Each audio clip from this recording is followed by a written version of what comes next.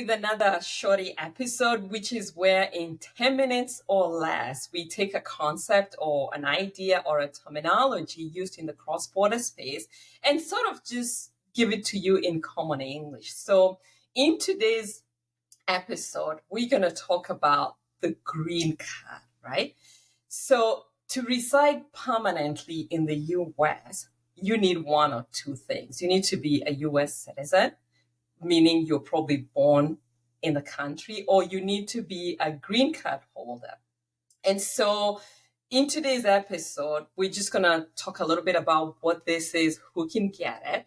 And then we'll obviously touch on a few financial and tax implications of being a green card holder. Now, one thing I do want to say is the people or the number of people that can get the green card is limited based on these two types, family-based or employment-based. And each country gets a certain allocation, which is the reason why when we talk about work visas and people having to wait for so long to get the green card, it's because the number of people from your country that are eligible keeps going up. And so you could end up being in a very, very long queue because you're waiting for your number to become available. So, Manasa, do you want to define or tell us what a green card is or who a green card holder is? Yeah, actually, green card is something that's common reference to what is a lawful permanent resident or an LPR.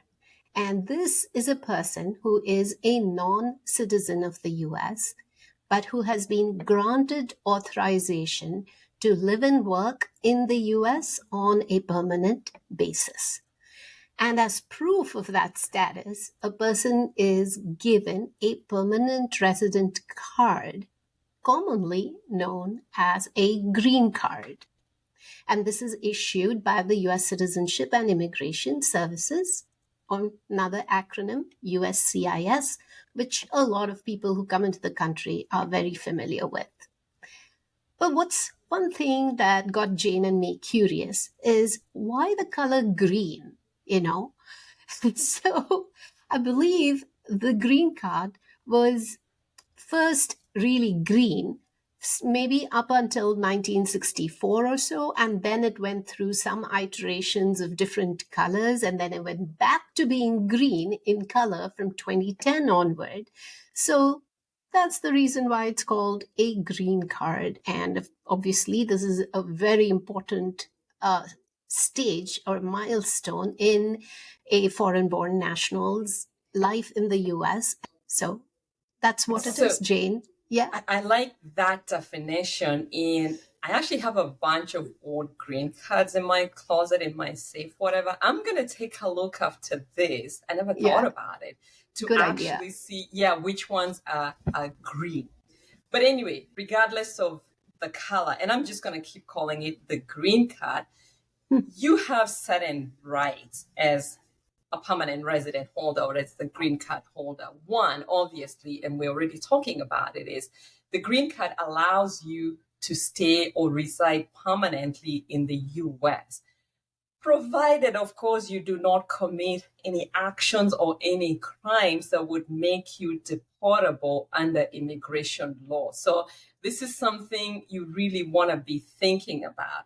If you're a US citizen and you commit certain crimes, you just be jailed and stay in the country. But as a green card holder, there's always the danger of being deported to your birth country. So you want to be careful about that, obviously. It also means you do not abandon your residency by moving to another country with the intention of living there permanently. So the thing Manasa and I are always talking about is it's permanent resident, right? Which means you are expected to live in the US permanently.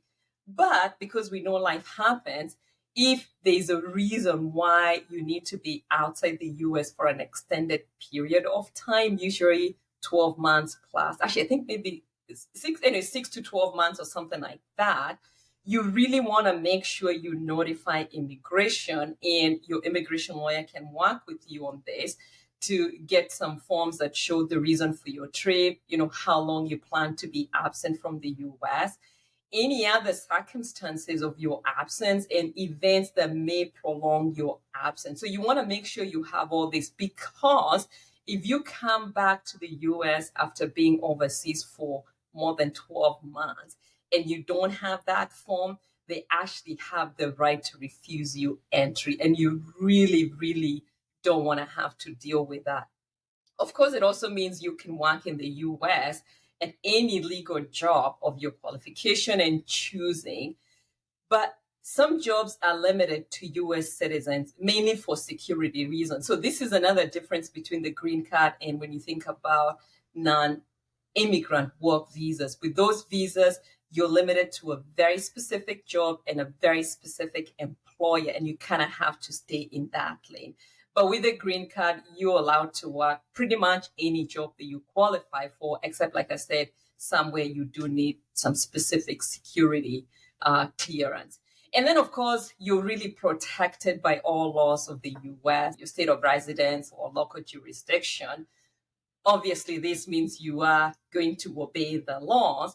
The one thing I do like to point out is you really can't vote. And I think that's all I'm going to say when it comes to the voting part of it. So, Manasa, when I think about being a green card holder, what are the financial and tax, mainly, obligations of this?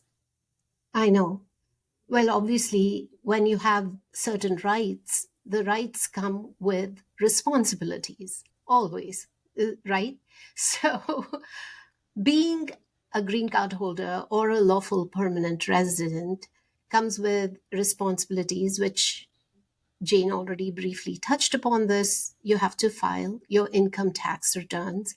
And when you file your income tax returns, you have to report your US income and your worldwide income, as well as all of your worldwide financial assets to the Internal Revenue Service, and file your FBARs and FATCA information and all that good stuff, as well as do this with the state where you live in, if that's one of the states where you have to file taxes.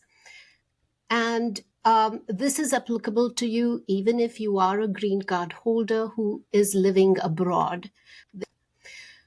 And this is something that we kind of see from time to time, that if you are a green card holder and you're living abroad, there are certain treaty benefits, like a tax treaty benefits, which are available to you between the country of your residence and the United States.